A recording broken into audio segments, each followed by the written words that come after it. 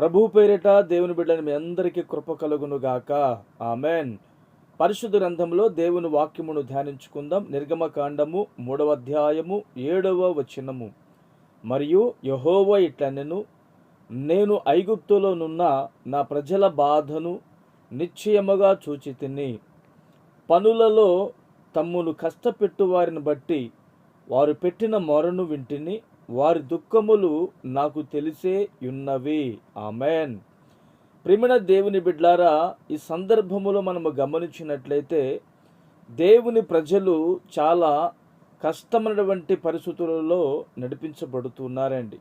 వారి జీవితంలో బాధలు ఎక్కువైపోయి ఉన్నాయి.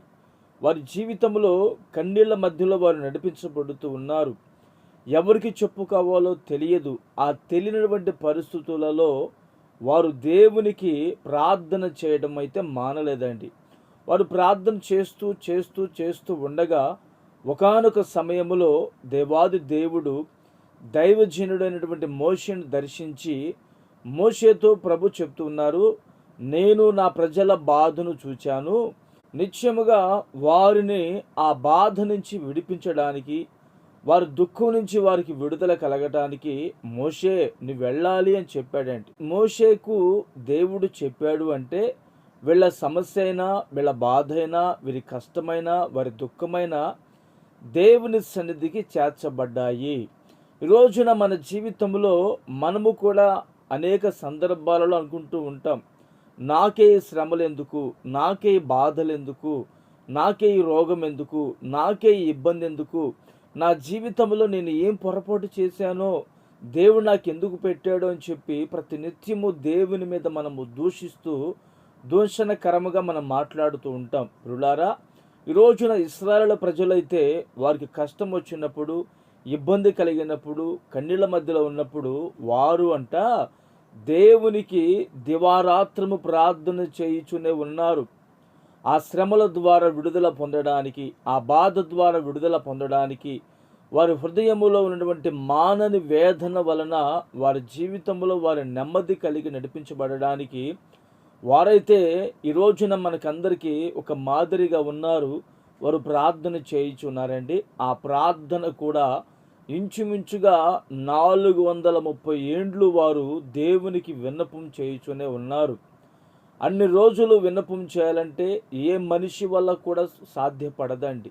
మనమైతే మన ప్రార్థనకు జవాబు రాకపోతే ఇంకేం దేవుళ్ళే, ఇంకేం మన చర్చికి వెళ్ళాలే, ఇంకేం ప్రభువులే, మా జీవితంలో ఏం మేలు చేశాడులే అని చెప్పి మన ముఖమును చిన్నబుచ్చుకొని దూరముగా వెళ్ళిపోతూ ఉంటాం. కానీ చూడండి, ఇశ్రాయేలు ప్రజలైతే వారు దేవునికి మొరపెట్టడం ప్రారంభించారు.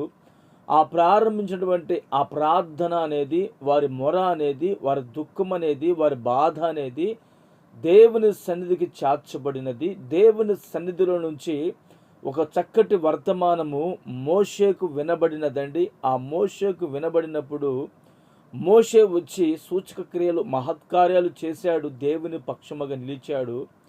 ఇశ్రాయేలు ప్రజలైతే ఆ ఐగుప్తు దేశం నుండి వారు కనాను దేశమునకు పయనమై బయలుదేరి వెళుతూ ఉన్నారు. అంటే కనాను దేశము అనగా పరలోక పట్టణం. ఈ రోజున మనము కూడా విశ్వాస జీవితంలో ఎలాంటి పరిస్థితుల మధ్యలో మనం నడిపించబడుతున్నా ఆ నడిపింపులో ఒక శ్రేష్టత దాగి ఉన్నదండి. ఆ శ్రేష్టత ఏమంటే, మన జీవితంలో గొప్ప కార్యములు యేసయ్య మాత్రమే మన జీవితంలో జరిగించునుగాక.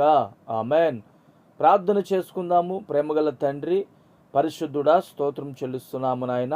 ఈ రోజున నీ బిడ్డల జీవితంలో ఎవరైతే విడుదల పొందలేక అపవాది కబంధ హస్తాలలో చిక్కుబడి యాతన పరచబడుతున్నారో ఆ బిడ్డలకు గొప్ప నెమ్మది కలుగు చేయండి. వారిని ఓదార్చి, ధైర్యపరిచి, బలపరిచి మహిమ పొందుకోమని యేసు నామమున ప్రార్థిస్తున్నాను తండ్రి. ఆమెన్.